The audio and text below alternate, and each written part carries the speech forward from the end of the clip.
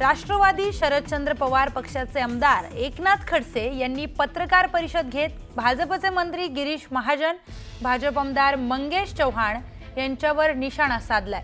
मंगेश चव्हाण यांनी माझ्यावर केलेल्या आरोपांचे पुरावे द्यावेत, मी राजकारणातून निवृत्त होईल असं आव्हान एकनाथ खडसेंनी केलंय।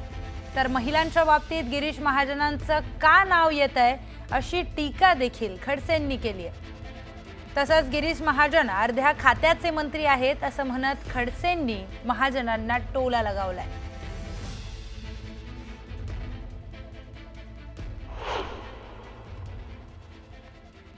की माझ्याविषयी एक छोटीशी जरी गोष्ट असेल तुमच्याकडे पुराव्यानिशी ती समाजासमोर दाखवा। गप्पा काय मारता? समाजासमोर दाखवा, मी राजकारणातून निवृत्त होईल, एक शब्द काढणार नाही। बाकी मी असं राजकारणातून निवृत्त होणार नाही। मी जनमानसाचा प्रतिनिधी आहे। 45 वर्ष मी जनमानसामध्ये काम केलं आहे। जनतेचे प्रश्न महाराष्ट्राच्या विधानसभेत प्रकर्षाने मी मांडलेले आहे। शेतकऱ्यांचे, शेतमजुरांचे, साऱ्यांचे प्रश्न मांडण्याची भूमिका मला जनतेने दिलेली आहे।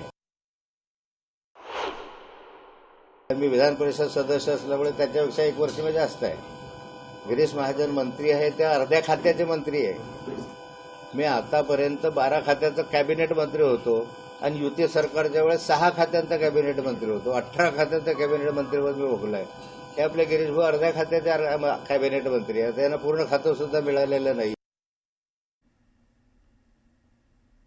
गिरीश महाजनांचं नाव वारंवार का महिलांच्या संदर्भामध्ये येतं, हा माझ्यासमोर असलेला मूळ प्रश्न आहे। गिरीश महाजन माझंच काम नाही, कार्यकर्त्यामध्ये गिरीश महाजनांचं नाव घेतं, मी घेतच नाही बाबा। पहिल्यांदा असं आहे की प्रफुल्ल लोढाने गिरीश महाजनांच्या संदर्भामध्ये म्हटलं की याचे सगळे पुरावे माझ्याकडे आहे, जर हे मी बटन दाबलं तर सगळा हिंदुस्तान में टहलका मच जाएगा, असं त्याचा शब्द आहे, माझे नाही आहे। हे गिरीश महाजनांविषयी बोललेला प्रफुल्ल लोढा आहे। मग प्रफुल्ल लोढाने गिरीश महाजनांचंच का नाव घेतलं? की यामध्ये मागच्याही कालखंडामध्ये गिरीश महाजनांचे एका IAS महिला अधिकाऱ्याशी संबंध आहे असा आरोप मी नव्हता केला, तर अनिल थत्ते नावाच्या एका पत्रकारानं केला होता। पण त्यांनाही गिरीश महाजनांचंच नाव त्या IAS महिला अधिकाऱ्याशी का जोडावं असं वाटलं? महाराष्ट्राच्या विधानसभेमध्ये माननीय अजितदादा पवारांनी विधानसभेमध्ये हे सांगितलेलं आहे। त्याची क्लिप मी तुम्हाला ऐकून दाखवतो, नंतर मग तुमच्याशी बोलता ऐकून दाखवतो क्लिप। आता माझं भाषण होतं अंकल काकीला सांगितलं, काकी किती काकी आहेत ते बघावं लागेल आपल्याला। अध्यक्ष महोदय, आता हा अजितदादांचा महाराष्ट्राच्या विधानसभेमधला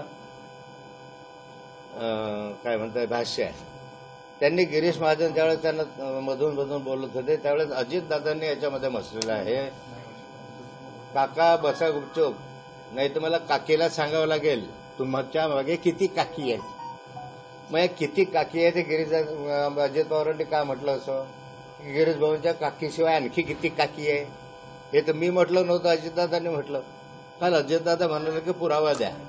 आता पुरावा द्यायची दादा गरज काय? तुम्ही स्वतःच बोललेलं नाही, तेवढे पुरावे तुम्ही शोधायचे आहे।